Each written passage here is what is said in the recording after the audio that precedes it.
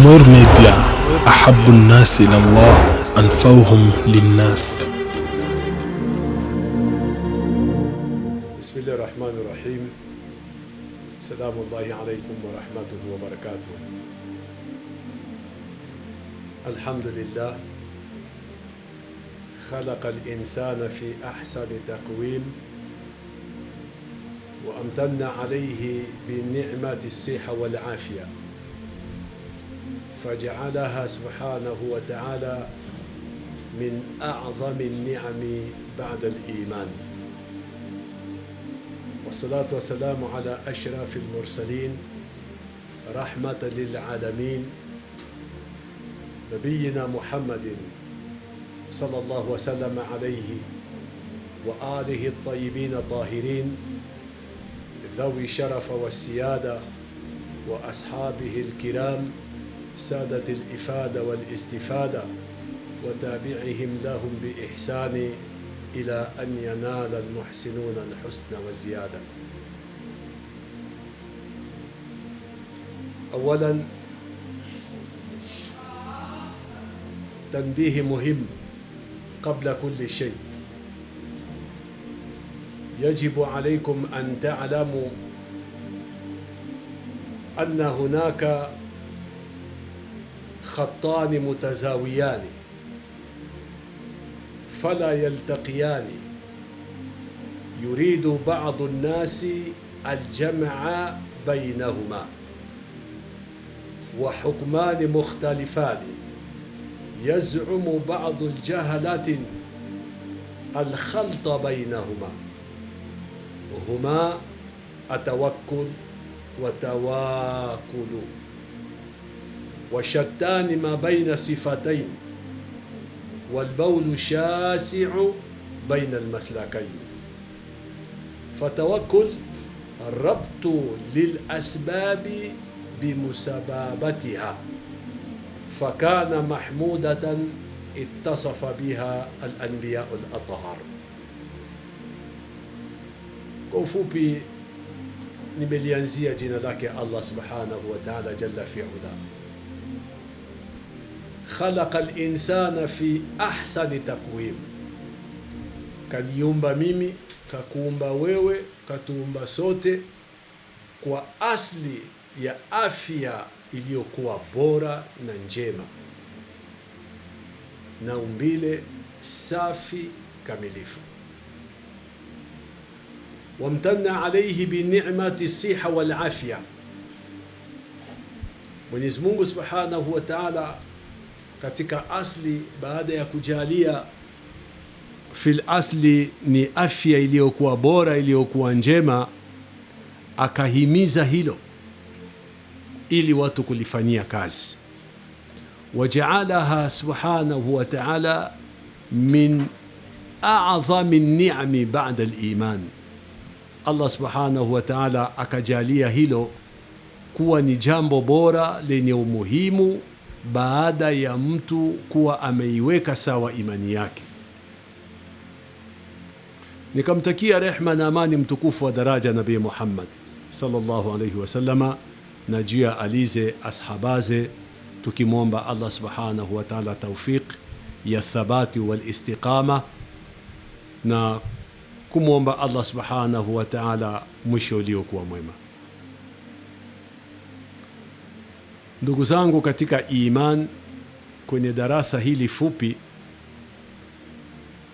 ambalo litakuwa fupi kiasi ambacho haitopoteza maana ukashindwa kufahamu ni lipi ambalo natadarasu wa natafahamu, ni lipi ambalo tunakusudia kudarasishana au kuelekezana au kuwaidhiana au kufahamishana au kueleweshana. Hakika kufanya hivyo tanfaul mu'minin, bila shaka patakuwa manfaa na mazingatio kwa wale ambao ni wenye kutaka kuzingatia. Kabla ya darasa letu la leo, bimashiati Allahi subhanahu wa ta'ala, nilianzia tanbihi moja nikasema hunaka khattani mutazawiyani, Hii tanbihi bimashiati llah insha Allahu taala nitaileta baada ya muda, lakini ma yajibu ala almuslimi, lililokuwa la wajibu kwangu mimi na wewe, inna min a'zami ma yajibu ala almuslimi an yahrisa alayhi fi dunyahu ba'da salahi dinihi ni'matu badanihi wa sihhatu jasadihi, fa innaha ni'matun 'azima la ya'rifu qadraha illa man faqadaha. Wa kana an-nabiy sallallahu alayhi wa sallam يحث على حفظ الصحة والعناية بها، وبين صلى الله عليه وسلم أن من أهم أسباب ضياع هذه النعمة الإهمال والترك. الإهمال والترك. فقال صلى الله عليه وسلم بلسانه الطاهر: إن لجسدك عليك حقا، رواه البخاري. وقال أيضا صلى الله عليه وسلم: تدوؤوا يا عباد الله، فإن الله سبحانه وتعالى لم يضع داء إلا وضع له دواء، علمه من علمه وجاهله من جهله.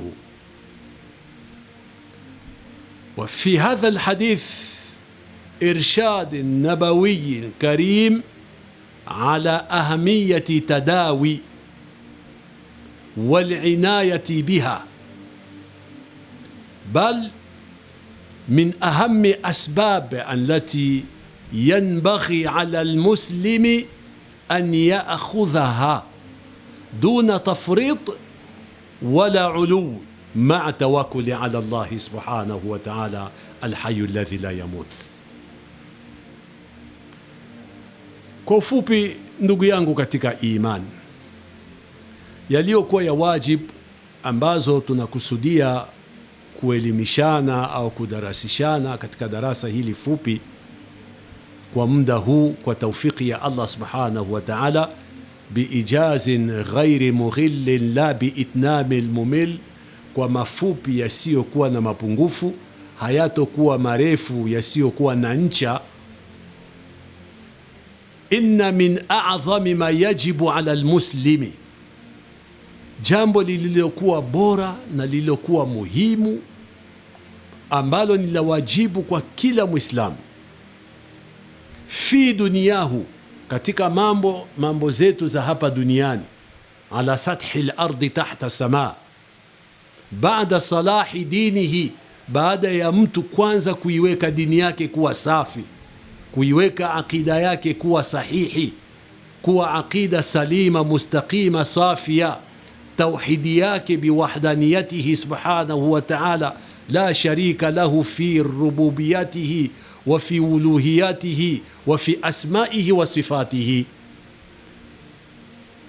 Nikasema ya kwamba ni'matun badani wa sihhatu jasadi, ni neema ya kiwiliwili, si kiwiliwili tu kama kiwiliwili, bado neema ya kiwiliwili, kiwiliwili ambacho kina siha iliyokuwa njema, afya iliyokuwa bora.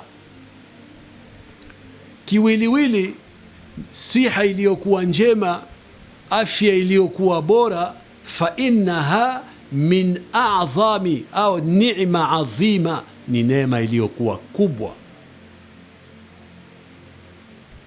La ya'rifu qadraha illa man faqadaha, hakuna anayejua thamani ya afya njema, afya bora, isipokuwa yule ambaye atakuwa yuko mshida. Ashay'un yu'rafu bididdihi, kila kitu hujulikana kwa kinyume chake. Laula tuluu alfajr ma'urifa an-nahar, asubuhi isingalichomoza mchana usingekuwa na maana, kwa maana ya kwamba wakati wa shida kwa kinyume chake hujulikana thamani. neema ya siha iliyokuwa njema, afya iliyokuwa njema ni jambo ambalo Uislamu ulihamasisha, Uislamu ulihimiza, Uislamu uliipatia kipaumbele baada salahil iman. Ndiyo maana nikasema alhamdulillahi alladhi khalaqa al-insana fi ahsani taqwim wa amtanna alayhi bi ni'mati siha wal afya faja'alaha subhanahu wa ta'ala min a'zami ni'ami ba'da al-iman. Kuthibitisha hayo, kana nabiyu sallallahu alayhi wasallam alikuwa mtume wa umma, profesa wa umma huu, kiumbe bora ala sathi al-ardhi, mtume Muhammad sallallahu alayhi wasallama yahuthu ala hifdhi siha, alikuwa anahimiza mtume juu lake rehma na amani watu kuchunga afya zao, kuchunga miili yao na afya zao. Mwili kama mwili uwe na afya iliyokuwa bora, kujihimiza na kuwa na afya iliyokuwa njema. Huu ni Rasulullah walinayati biha. Kisha mtume sallallahu alaihi wasallama akawa anahimiza pia watu kujihitamu, kuifanyia afya ukarabati utaoendana na maadili ya afya, ili afya ipate kuwa njema, afya ipate kuwa bora. Akathibitisha hayo mtume sallallahu alaihi wasallama kwa ulimi wake mtakatifu uliokuwa nasoma Qur'ani tukufu. Akasema, inna lijasadika alayka haqqan, rawahu al-Bukhari, hakika wewe kama wewe, afya yako pia, mwili wako pia unazo haki pia kwako wewe kama wewe. Hii ni maneno ya Rasulullah sallallahu alayhi wasallam.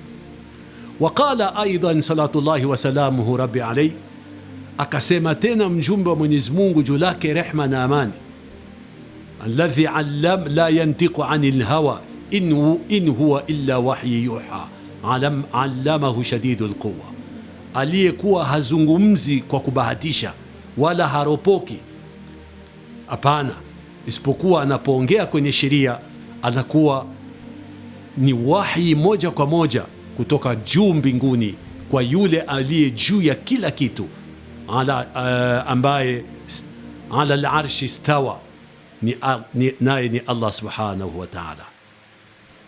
Waqala aidan, mtume juu lake rehma na amani akasema tena, tadawwau ibadallah, jitibisheni enyi waja wa Mwenyezi Mungu.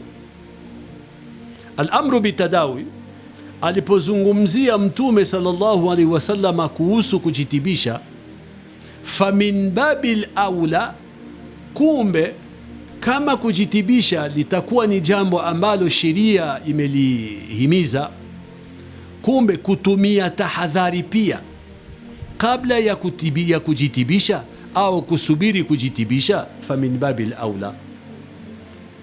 Ndo akasema mtume juu lake rehma na amani, fa inna Allaha, hakika mola wenu subhanahu wa ta'ala jalla fi ula, lam yad'a daa, hajajalia tatizo au gonjwa, ala sathi al-ardhi tahta sama, hajajalia magonjwa, illa wada'a lahu dawaan, isipokuwa kaliwekea na dawa na tiba na sababu za kujikwamua au za kujiweka mbali na yale ambazo yanaweza kuwa ni sababu ya kuleta madhara.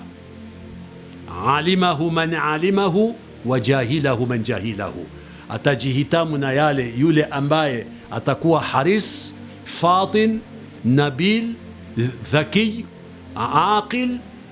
Atajihitamu na yule ambaze akili zitafanya akili zenye akili, kwenye misingi za akili, kwenye upeo ndani ya akili, ikawa akili yenye kuwa na akili ikafahamu, ikaitwa akili zenye maadili za misingi na vigezo na nyenzo za akili.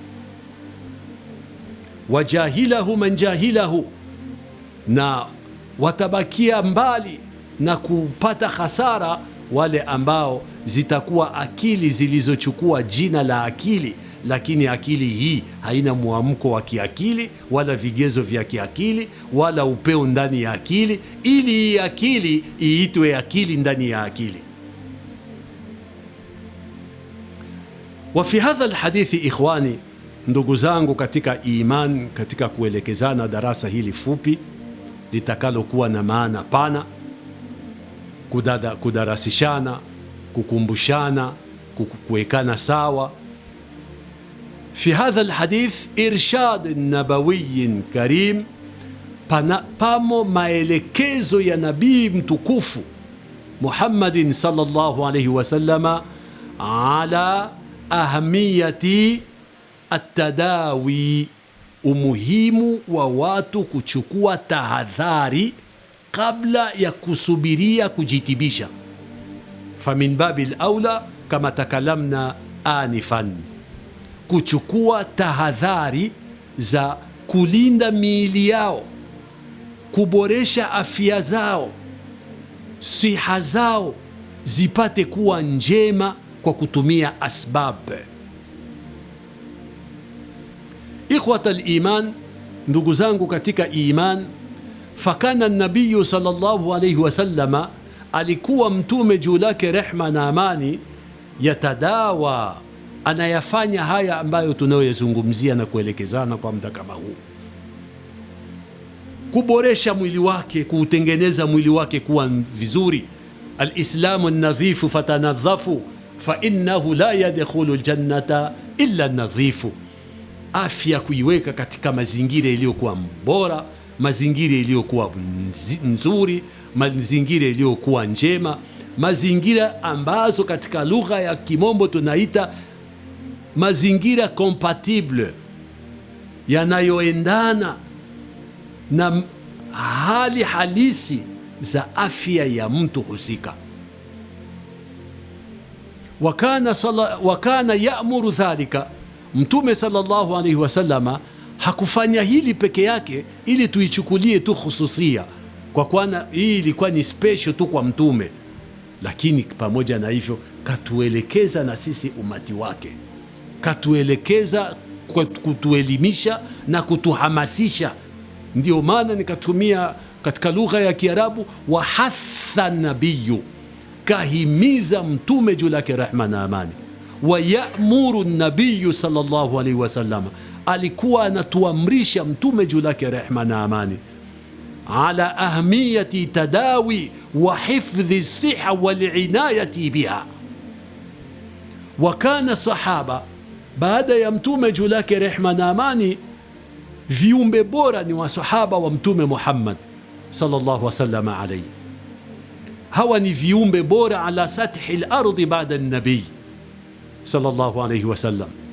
Wa kana sahaba, na masahaba wa mtume, alladhina takharraju min madrasati an-nubuwa, hawa ndio waliosoma katika madrasa an-nubuwa, wakamaliza kwenye chuo cha mtume Muhammad sallallahu alayhi wasallam, wakapata tazkia kutoka kwa Allah subhanahu wa ta'ala, radiyallahu anhum wa radu anhu. Wa kana sahaba ridwanullahi ta'ala alayhim yafaluna dhalika, na masahaba vivyo hivyo walikuwa wanaichukua mwenendo huo kwa Nabii Muhammad sallallahu alayhi wasallama.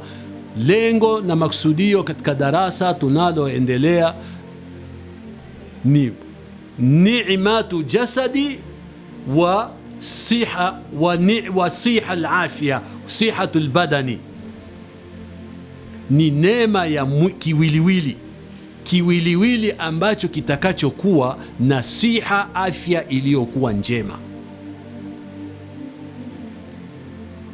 Hadha al-amru ikhwani, ndugu zangu katika imani, amrun mashru' wa ma'murun bihi, ni jambo la kisheria, ni jambo ambalo limeamrishwa na sheria.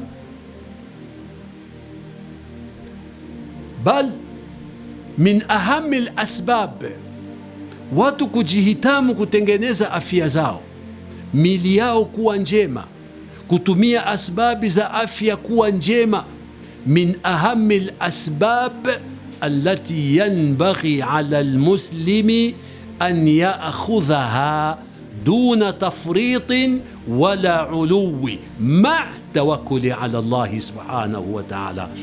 Mwenendo kama huu ni mafunzo ambazo ni wajibu kwa kila Muislamu kujihitamu, kila Muislamu kufata mafunzo hayo kwa kuitumikisha, duna tafrit, pasina kuzembea, wala ulu, wala kuchupa mipaka. Na si asbabu tu, lakini nikasema ma'a tawakkuli ala Allah subhanahu wa ta'ala, hizi asbab kuziambatanisha na kutawakkal, kumtegemea Allah subhanahu wa ta'ala. Hapa nikapenda kueleza ya kwamba atawakkul la yunafi akhdhi al-asbab. Kumtegemea Mwenyezi Mungu subhanahu wa ta'ala ni sharti min al-iman, ni sharti katika imani ya Muislamu. Lakini kumtegemea Mwenyezi Mungu subhanahu wa ta'ala, kuchukua asbab, kutumia sababu, kuiambatanisha na tawakkul, haijamaanisha ya kwamba kutumia sababu ni kukataa kumtegemea Allah subhanahu wa ta'ala. Kwa maana nyingine, sijaleta maana ya kwamba makadara inakataa kwa sababu ya makadara watu wasitumie asbab. Hii ndio mafuhumu ambazo nikapendelea kuanzia kwenye mwanzo. Nilieleza hunaka khatani mutazawiyani fala yaltaqiyani yuridu ba'du an-nasi al-jam'a bainahuma wa hukmani mukhtalifani yaz'umu ba'du al-jahlatin al-khalta bainahuma huma at-tawakkul wa tawakkul. Nikasema shattani ma baina sifatain wal bawlu shasi'u baina al-maslakain. At-tawakkul rabtu lil asbabi bimusababatiha fakana mahmudatan ittasafa biha al-anbiya'u al-athhar. Hii ndio sababu nikawa nimeanzia kwenye mukaddima ya kwamba atawakkul, kumtegemea Mwenyezi Mungu subhanahu wa ta'ala, ni sharti katika iman. Lakin atawakuli, kuna tawakkul kumtegemea Allah na kuna tawakkul kumtegemea Allah bila kuambatanisha na sababu. Sababu huyo ambaye katuamrisha tumtegemee subhanahu wa ta'ala, na huyu ambaye katuamrisha al-imanu bil qadar, ni huyu ambaye katuamrisha pia kumtegemea Mwenyezi Mungu ma akhadhi al-asbab au itikhadhi al-asbab, kuambatanisha pamoja na sababu. Ndiyo maana ar-rasulu sallallahu alayhi wasallama katika kumtegemea Allah subhanahu wa ta'ala, katika jambo ambalo tumeeleza ya kwamba ni la muhimu zaidi baada salahi al-iman, baada ya kuyaweka kwanza imani, aqida kuwa sahiha, kuwa imani kuwa safi, iliyofuata ni afya ya mtu. Sababu afya ya mtu ndio inakuja katika namba 2 baada ya hifdhu din. Ni dini ya Allah subhanahu wa ta'ala, ni tauhidi ya Allah subhanahu wa ta'ala, ni kumwabudu Allah subhanahu wa ta'ala, ni kumtegemea Allah subhanahu wa ta'ala, ni kumkimbilia Allah subhanahu wa ta'ala ala al-itlaqi. Lakini hii ibada haitofanyika kihewa hewa, inafanyika na huyu mwanadamu ambaye ndo kiumbe atakaye kuja kumwabudu Allah subhanahu wa ta'ala. Kumbe huyu kiumbe naye pia kuboresha afya yake, kutengeneza afya yake iwe bora, iwe njema, inakuwa min babil aula, sababu hii afya inakuwa na ahamia iliyokuwa kubwa hata katika kuboresha ibada zako na katika mambo yako mengine ya kidunia. Ndiyo maana tukasema ya kwamba Mtume sallallahu alaihi wasallam akasema, tadawwa'u ibadallah fa inna Allah subhanahu wa ta'ala lam yad'a da'a illa wada'a lahu dawa'an alimahu man alimahu wa jahilahu man jahilahu. Ikhwata al-iman, ndugu zangu katika iman, katika darasa hili ambalo tunajaribu kuelekezana kwa muda kama huu kwa taufiki ya Allah subhanahu wa ta'ala. Ya ibadallah, ya abdallah, eni waja Mwenyezi Mungu, ewe mja wa Allah subhanahu wa ta'ala, fahamu ya kwamba inna sihataka, afya yako wewe kama wewe, amanatun fi unuqika, ni amana ipo kwako mwenyewe. Afya zako mwenyewe ni amana kwako mwenyewe. Ihris ala salamatiha, jihimize kunako usalama wa afya yako mwenyewe. Jihimize kwenye ubora wa siha njema ya wewe kama wewe mwenyewe. Wabtaid, jiweke mbali, an kulli ma yadhurruha, jiweke mbali na kila ambalo litakuwa ni sababu ya kuidhuru afya yako. Jiweke mbali na kila lile ambalo litakuwa ni dhara kwenye afya yako mwenyewe. Min almakulati adarra, kama vile kula hovyo bila mpangilio, kula kama mchwa, mkimombo tunaita termite. Mtu unakula bila mpangilio wa kula, bila taratibu za kula. Hapana, kula hata kula hakukuja kiholela. Fas'al ahla dhikri in kuntum la ta'lamun wala taqif ma laysa laka bihi ilm. Kila elimu waulize wahusika waliobobea, wenye uwanja wao wa hiyo fani. Hii ni Qur'an ndio imeelekeza. Kumbe ibtaid an kulli ma yadhurruha, jiweke mbali na kila ambalo litakalokuwa ni la dhara kwa kuiweka afya yako kwenye hali ngumu, kuiweka afya zako kwenye utata, kuiweka afya yako kwenye sintofahamu. Min almakulati dharra kama takalamtu anifan, wal adati sayyi'a, na ada mbovu, ada ambazo hazikubaliki katika ilmu al-atiba, bimaana ilmu tib, katika watu wa elimu ya afya.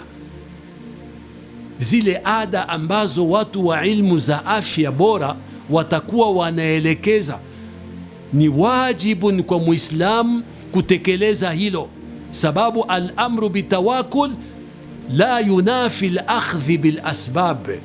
Amri ya kumtegemea Allah subhanahu wa ta'ala kwa Muislam baada salahi dini haijakataza kutumia asbab. Aliyetuamrisha tumwabudu Allah subhanahu wa ta'ala, aliyetuamrisha tumtegemee Allah subhanahu wa ta'ala, ndiye katuamrisha kumtegemea Allah kuambatanishwe na asbab. Sio kula hovyo, sio kunywa hovyo, na sio ada ambazo ni ada zenye kuleta matatizo na madhara kwenye afya. Bali linsana ala nafsihi basira.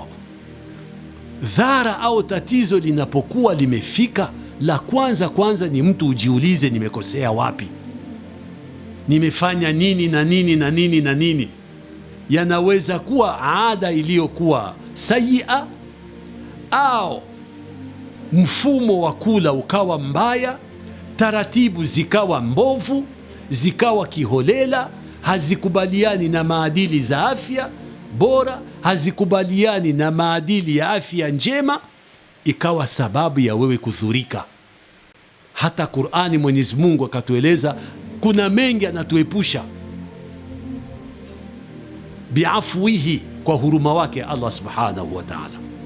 Kumbe ihrisi ala salamatiha, ni juu lako Muislamu kujihitamu kunako siha zako mwenyewe, siha yako mwenyewe, afya yako mwenyewe, kutengeneza mwili wako mwenyewe, kuweka kwenye mazingira iliyokuwa nzuri, kuweka kwenye mazingira iliyokuwa bora.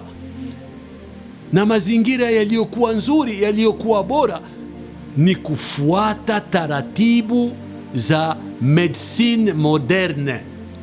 Maatiba, waganga wa elimu ya afya, wanaelekeza vipi katika taratibu za afya iliyokuwa njema, kuhusu mipangilio, taratibu za mtu kula. Ndio maana ala sabili lijmal, Mwenyezi Mungu tu akasema kulu washrabu wala tusrifu. Angalia, Allah subhanahu wa ta'ala alisema kulu washrabu, kuleni vilivyokuwa vya halali, kunyweni vinywaji vitakavyokuwa vya halali, wala tusrifu, wala msichupe mipaka. Ili kuelewa kauli ya Mwenyezi Mungu subhanahu wa ta'ala, fas'al ahla dhikri in kuntum la ta'lamun, tuwaulize wenye fani zao, waliobobea fani ya afya iliyokuwa bora. Watapokuwa wanaelekeza, basi ujue ya kwamba akhdhul asbabi la yunafi alqadar, kuchukua zile asbabi almashrua walmubaha fi alilaj wa wiqayati min alamradi min babi alawla, basi mjue kama famamurun bihi wa mashruu aidan shar'an, ni jambo ambalo linakuwa limeelekezwa na Qur'an, limeelekezwa na Mtume Muhammad sallallahu alaihi wasallama. Hata katika hadithi tulioanzia inda al-Bukhari, na nikaleta hadithi tadawau rawahu Ahmad. Kumbe ikhwani, ndugu yangu katika iman, barakallahu fikum, i'lam, fahamu ya kwamba katika darasa hili fupi ambalo tunajaribu kuelekezana, anna muhafadhata ala siha, kuichunga afya yako iwe njema, kuiweka afya yako kwenye mazingira iliyokuwa bora, iliyokuwa safi, kujihimiza na usalama wa afya zako wewe, afya yako wewe kama wewe. Haijamaanisha ya kwamba amri ya Mwenyezi Mungu subhanahu wa ta'ala, kullu man alaiha fan kullu nafsin dha'iqatul maut. Hapana, hii ni amri ya Allah subhanahu wa ta'ala, la mafarra minhu wala mahisa anhu, hakuna pa kukimbilia wala namna ya kuepuka. Lakini huyu ambaye anayefahamu ya kwamba sote almautu wahid, tanawaat alasbab, lakini ndio katuamrisha alakhdhu bil asbab, lazima tutumie sababu. Zile asbab zinaweza kuwa ni asbabi ziko muallaq, ni makadara ambazo ziko muallaq bil asbab, zimeambatanishwa na asbab kwenye makadara ya Allah subhanahu wa ta'ala. Fulani na fulani na fulani wanaweza wakadhurika na hili na hili na hili, lakini wakitumia tahadhari la hili na hili, wakitumia sababu ya hili na hili na hili na hili, wataepukika na hili na hili na hili na hili na hili. Wewe una ilmu gani ya kujua kwenye makadara hiyo ya kwamba ili jambo kwangu mimi liko muallaq pamoja na makadara, nikifanya hivi na hivi nitakuwa nimeepukika na hili na hili, nisipofanya hivi na hivi nitakuwa nimeangamia kwa hili na hili na lile na lile. Kumbe anna muhafadhatan ala siha, kuhifadhi afya yako mwenyewe, kuichunga mwili wako mwenyewe, kuiweka katika hali iliyokuwa nzuri, iliyokuwa bora, tuinuka ala ibadati llah, ni jambo ambalo litakuwezesha mwenyewe hata kuboresha katika baadhi za ibada nyingine ambazo zinahitaji kuwa, nguvu ya kiwiliwili na siha iliyokuwa njema. Tizama mfano somo ya Ramadhan, mwezi mtukufu wa Ramadhan. Baada ya Mwenyezi Mungu kuzungumzia man kana minkum maridhan au ala safari fa'idatun min ayamin ukhar, wale watakao kuwa wagonjwa au kwenye safari wanaweza wakatumia, au baada ya Mwenyezi Mungu kuzungumza magonjwa ambazo yanaweza kuwa hayana tena dhana iliyokuwa kubwa ya mtu kupona au kutoka mahali kama hiyo, Mwenyezi Mungu Subhanahu wa Ta'ala akaleta fidia, basi hawa watu watumie fidia. Lengo na maksudio, tizama katika amri ya Mwenyezi Mungu alipozungumzia fidia. Alipomaliza kutumia ruhusa ya badili, wakati mtu utakuwa mdharura ambazo tayari afya haina na nafasi tena ya kukabiliana na hiyo ibada. Lakini Mwenyezi Mungu kumwisho wa aya akasemaje? Akasema wa in tasumu khairul lakum. Pamoja na kutumia badili, Mwenyezi Mungu akasema afya ikiwa imekataa, unaweza ukatumia fidia kwa kila siku, hakuna tatizo. Lakini kumwisho akasema wa in tasumu khairul lakum in kuntum ta'lamun. Lakini bado tu funga kama funga, fi waqtihi ala alwajhi alladhi yanbaghi wa fi waqti alladhi yanbaghi, bali inakuwa khairul laka, khairul lakum in kuntum ta'lamun. Bado Mwenyezi Mungu angali anaonesha pamoja na badili, lakini asli kama asli, kuingia kwenye funga kama funga, bado kungali na ubora wake wa kipekee.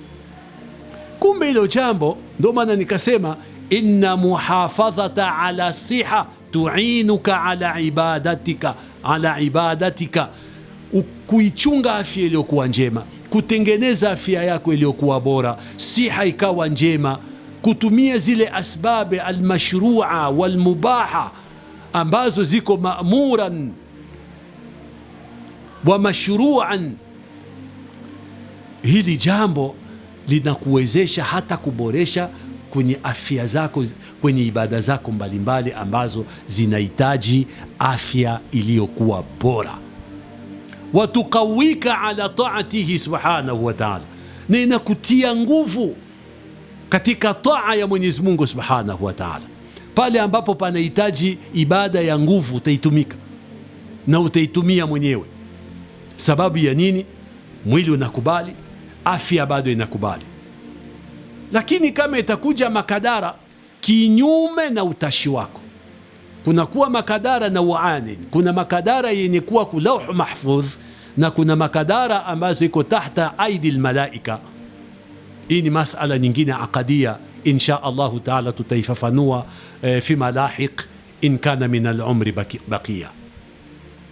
Kwa ufupi, ndugu yangu katika iman, darasa hili nimependa kuhamasisha au kukumbusha au kudarasisha kauli ambazo nimetangulia kusema. Mtume akasema wa inna min ahammi asbabi dhaya'i hadhihi ni'ma, hakika sababu zilizokuwa kubwa ya kuipoteza hii neema, Mtume akasema al-ihmalun, uzembe, wa tarku tadawi, na kuacha kujihitamu, kujiweka upo kama haupo. Bimaana uwepo wako, wujudu kaka adamika, kuwepo wako ni kama haupo, haujishtui, hauifanyie afya yako kazi, haujihitamu kunako kupata maelekezo kuhusu afya zako mwenyewe, haufati taratibu za wanachuoni maatiba wanaozungumzia kuhusu namna gani mtu anaweza akatumia ikawa sababu biidhnihi subhanahu wa ta'ala ya kuweza kuidumisha afya yake katika hali iliyokuwa njema, afya yake ikawa hali katika iliyokuwa bora. Ihmalun, Mtume akaeleza ni kujipuuza, kupuuzia, kujiweka upo kama haupo, kukaa upo. Watarku tadawi, na kutokutumia asbabe za kinga au asbabe za tahadhari za kujiepusha, au tadawi au moja kwa moja kama tunavyoelekezwa na maatiba baada ya miezi 6. Mfano huu ni mfano katika mifano nyingine. Baada ya miezi 6 au baada ya miezi 12, mtu anaenda kwenda kufanya uchunguzi wa control general. Control general nimesema fas'al ahla dhikri in kuntum la ta'lamun, kawaulize wahusika. Nenda ku laboratoire, wanaangalia valeri ya kila kitu. Hapa pana uwezekano tayari umeashiria katika ilmu ambazo Allah subhanahu wa ta'ala khalaqa al-insana 'allamahu al-bayan. Khalaqa Adama 'allamahu al-asma. Hapo sijaenda kwenye aqwali al-mufassirin. Hapo sijamuuliza al-Imam Qurtubi, al-Imam Shawkani wa Zamakhshari ili kuifasiri aya kama hii. Kwa kuwa sio muda wangu na sio mada, nikapenda kueleza maneno ya Mtume, ihmalun wa tarku tadawi. Watu tuache upuuzi. Ndugu Waislamu, tujihitamu na afya zetu wenyewe, tujihitamu kuboresha miili yetu, tujihitamu kutumia asbab kwa taufiki ya Allah subhanahu wa ta'ala.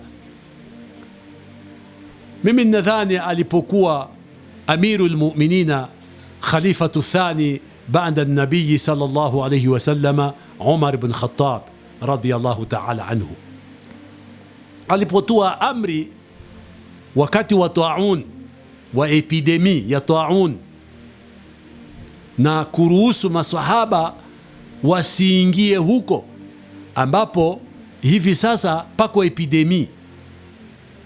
Kwa ufupi, walimuuliza, ewe kiongozi wa Uislamu, je, unakimbia makadara ya Allah subhanahu wa ta'ala? Atafiru min qadarillah? Unakimbia makadara ya Allah? Mafuhumu ya hawa waliouliza ni kweli Mwenyezi Mungu kaumba kila kitu kwa makadara, lakini makadara hii ina maana pana, ina sampuli nyingi. Ndiyo maana kwa mukhtasar nikapenda kueleza, yapo makadara yenye kuwa kulahu mahfudh, aya huwa hayabadiliki. Lakini sawa na kwamba hayabadiliki, kwako amri ni akhdhu bil asbab. Yakishindikana zile tahadhari zote, basi hii ni makadara yenye kuwa kulahu mahfudh kwa hikma ya Allah subhanahu wa ta'ala. Lillahi alhikmatu albaligha, kwa hikma zake Allah subhanahu wa ta'ala ilikuja ni mtihani kwako. Lakini kuna makadara ambayo nimezungumzia iko tahta aidi almalaika. Hii ni makadara ambazo iko muallaq bil asbab. Mwenyezi Mungu ameikadiria na akakadiria makadara. Ni kama hivyo tukisema dua inabadilisha makadara, kwa maana ya kwamba dua ikikutana na makadara iliyoambatanishwa na dua na ukaiwafiki hiyo dua ambayo iliyokuwa ni sababu, hii dua inageuka kuwa makadara, sababu yale makadara yatakuwa yamebadilika. Ni yale makadara, lakini hayo makadara yaliambatanishwa na sababu. Katika sababu kama yale makadara yaliambatanishwa na dua na ukawafiki katika juhudi ya kuinua mikono kumwomba Allah subhanahu wa ta'ala, na yale makadara yalikuwa yanaambatanishwa na asbab na ukaleta zile sababu, yale makadara ambazo yalitangulia kwenye ilmu ya Allah ili yakufike, lakini yaliambatanishwa, endapo patakuja dua, hii makadara yataepukika kwa huyu, hayotomsibu tena, na hii dua inageuka kuwa ni makadara. Sijue kama nitakuwa nimeeleweka au bado mstawa nitakuwa niko juu. Tunajaribu kusimplifie niveau ili jamii ipate kunielewa. Lengo na maksudio ni kutaka kuelekezana, kukumbushana, kuhamasishana, kudarasishana, kuwekana sawa mafunzo yetu ya Qur'an tukufu, maneno yake ya Allah subhanahu wa ta'ala na mwenendo wa Mtume Muhammad sallallahu alayhi wasallam. Ili nisikuchoshe, nitizame maneno mafupi yenye kuwa mapana kwenye maana ya Mtume Muhammad sallallahu alayhi wasallam. Rasulullah, profesa wa umma huu, profesa wa maprofesa, kiumbe bora ala sathi al-ardhi, amesema kwa maneno yake matukufu, akasema hivi: almu'minu qawiyyun. Mfate Mtume Rasulullah, عند رواه مسلم.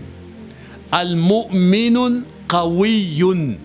المؤمن qawiyun, mwaminifu ambaye afya yake itakuwa njema, mwaminifu ambaye mwili wake utakuwa safi, mwaminifu strong katika iman. Jamii almaan ipo ndani ya hadithi hii. Mtume sallallahu alaihi wasallam akasema, khairun, huyu ni kheri, wa ahabbu, na huyu ni bora, ila Allah, kwa Mwenyezi Mungu subhanahu wa ta'ala. Malesh, sorry. Almu'minu qawiyun khairun wa ahabbu ila Allah min almu'mini dhaif. Wote ni waaminifu, haijamaanisha kama huyu mwaminifu dhaif, la lahu wala alayhi, hatakuwa na lake. Ndiyo maana kwa kuwa muda hautoniruhusu, nitakuileta ningejaribu kidogo kutumia auzani wake, auzani wa maneno ya Mtume fi ilmi albalagha, katika majaz. Akasema, wa fi kulli khairin, wote hawa wamo ndani ya khairi. Sawa awe mwaminifu mwenye nguvu, awe mwaminifu dhaifu, lakin qawiyun khairun wa ahabbu ila Allah min almu'mini dhaif. Angalia huu mukarana ambao Mtume sallallahu alaihi wasallam aliqarin baina almu'mini qawiyin wa mu'mini dhaif. Ashahid, wa alquwa huna tashmalu, na kuwa yenye kuwa hapa Mtume ameeleza ni kuwa ambayo iko shamil, inakusanya quwwatul badan wa quwwatu siha, bimaana quwwatu badaniya wa quwwatu sihiyya. Wa hadha yadullu ala ahmiyati sa'yi ila taqwiyati albadani wa tahsini siha. Na hii ni dalili ya wazi kutoka kwa Mtume Muhammad sallallahu alaihi wasallam za watu kutumia asayu, bimaana kujihimiza, kupupia, kukimbilia ila taqwiyati albadan, bimaana ila taqwiyati albadan, watu kutengeneza mili yao iwe nzuri, mili yao iwe njema, mili yao iwe na afya njema, kama ilivyo kwenye imani iliyokuwa kawi na kwenye juhudi iliyokuwa kawi. Wa tahsini siha, na afya iwe bora. Hapa Mtume sallallahu alaihi wasallam hajaeleza ya kwamba madama watu sote tutafariki, sote tutafariki, wal akhiratu khairun wa abqa, basi kila mtu awe la lahu wala alayhi.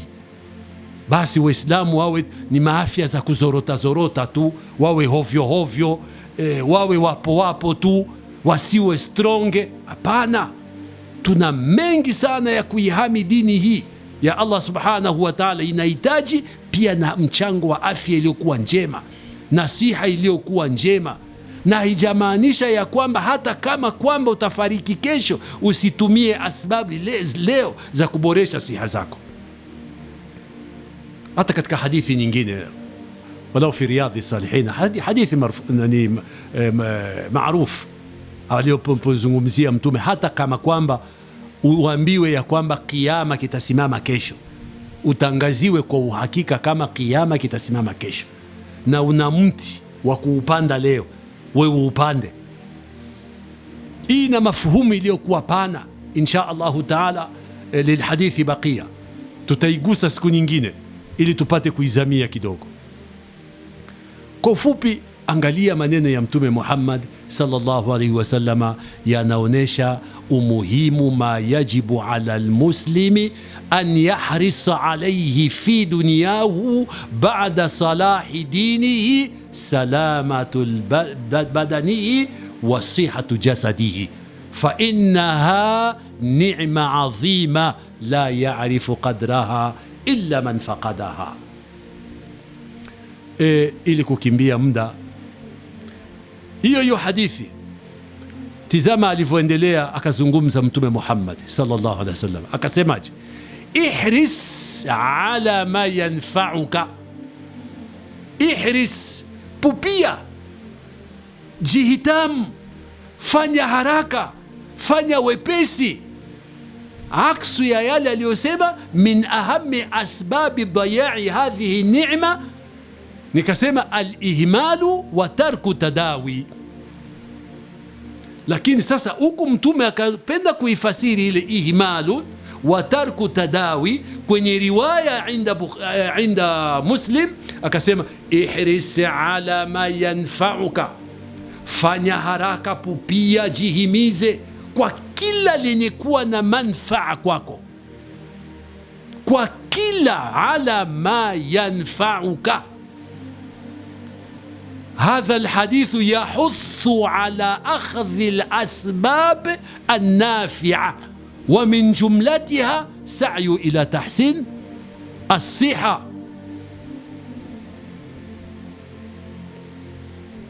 Mtume kisha kasema wasta'in billah wala ta'jiz, tawakkal kwa Mwenyezi Mungu Subhanahu wa Ta'ala, ma akhdhi al-asbab wala ta'jiz, wala usiwe hohe hae, upo. Hakuna cha kuchukua sababu zozote zile, hakuna tahadhari yoyote hiyo, unakula bila mpangilio, ada sayyi'a wa maakulatu darra wa adamu murajaati al-atibai inda al-haja. Hakuna kwenda kuwaona wahusika wakati wa shida inapobidi, au maelekezo inapobidi, au kufata taratibu za waganga wa ilmu ya siha inapobidi, au kwenda kufanya kontrole ya mwili inapobidi, hata kama ijabidi, kutumia tahadhari. Alwiqaya khairu min alilaj, kutumia tahadhari ni muqaddam, ni bora kuliko kutegemea dawa moja kwa moja. Hii ndiyo mafunzo ya Nabii Muhammad sallallahu alaihi wasallam. Hii ndiyo mafunzo ya Qur'an ambazo wengine wanayachukulia hayo, wanaitabik, wanaiweka katika vitendo, wanaonekana kama kwamba wamekuja na jambo jipya, jambo la akili, bila kufahamu ya kwamba akili yenye akili ndani ya akili, na akili yenye upeo wa mwisho wa akili kwenye ngazi zote za akili, na zinekuwa ndio akili kwa misingi zote za akili, ni Qur'ani tukufu na sunna za Mtume Muhammad sallallahu alaihi wasallam. Ikhwani, kwa ufupi, la uridu al-itala alaikum, sipendelee kurefusha zaidi. Kwa ufupi, acha nieleze tu, msikilize Mtume Muhammad sallallahu alaihi wasallam alipozungumzia katika hadithi nyingine, akasema firru min almajdhumi kama tafirru min alasad. Katika balagha, firru, kimbia ukoma. Huyu ndo Rasulullah sallallahu alaihi wasallam, kimbia ukoma zaidi unavokimbia simba. We mchukue simba mweke mbele yako, utavyofyatuka kwa kumkimbia simba, basi iwe ni zaidi kwa kukimbia ukoma. Na hili ni dhikrul khas wa irada al-kull, ni mfano katika mifano ya mengi, kutaja kimoja kinachokusudiwa ni mengi. Ashahidi huna ni hadithi hii ya Mtume Muhammad sallallahu alaihi wasallama, yahuthuna, inatuhimiza sisi, akhadhul asbab, watu kutumia zile asbab, fil wiqaya min al amrad, kutumia matahadhari za kuepuka magonjwa. walaysa ittikal ala alqadari faqat, sio mtu kuamini tu makadara basi fahasbe khalas wantaha al-amr. Hapana, hii itakuwa ni fahamu maklub, hii itakuwa ni akili bado haijafanya akili kwenye misingi za akili, itakuwa ni akili mgando. Samahani kwa matamshi. Lengo na makusudio ni watu wapate kuelewa mafunzo ya Mtume Muhammad sallallahu alaihi wasallam, ili tutumie asbab za afya kuilinda afya yetu iliyokuwa iwe njema. Afya inavyokuwa njema, tunaonekana kwenye muonekano uliokuwa mzuri unaopendeza. Huu ndio Uislamu umehamasisha hivyo. Anayehamasisha hivi ndiye kaumba magonjwa, anayehamasisha hivi ndiye kaumba kifo. Alifahamu kifo kipo, magonjwa yapo, lakini katuhamasisha na kutuelekeza haya ambazo tunahamasishana na kuelekezana. Kumbe tutumie tahadhari ya ibadallah ili kuilinda afya yetu iwe njema kwa njia zote ambazo sheria ilihamasisha, hata kujitibisha famin babil aula pindi inapokuwa inabidi. Amara biha shar, sheria imeamrisha hilo, iqtidaa bin nabii sallallahu alayhi wasallama, ili kuchukua na kuigiza kutoka kwa mtume juu lake rehma na amani. Ikhwani, kwa ufupi, wacha darasa nilikatize hata hapo, nikimwomba Allah subhanahu wa ta'ala an yarzuqana siha wal afya wa an yaj'alaha aunan lana fi ta'atihi subhanahu wa ta'ala, wa an yashfiya marda almuslimina jamia. Haya ni mafupi katika mengi, sipendelee kurefusha zaidi. Nilikuwa nimetanguliza kusema ya kwamba nitaongea biijazin ghairi mughilli la biitnabi almumil. Naktafi bihadha alqadr walilhadithi baqiya insha Allahu taala. Fursa zikiwepo kwa siku nyingine, tutaenda maelekezo mengine ya mafunzo ya Mtume Muhammad sallallahu alayhi wasallam. Ibn Nyamur Media, ahabbu an-nasi ila Allah anfa'uhum lin-nas.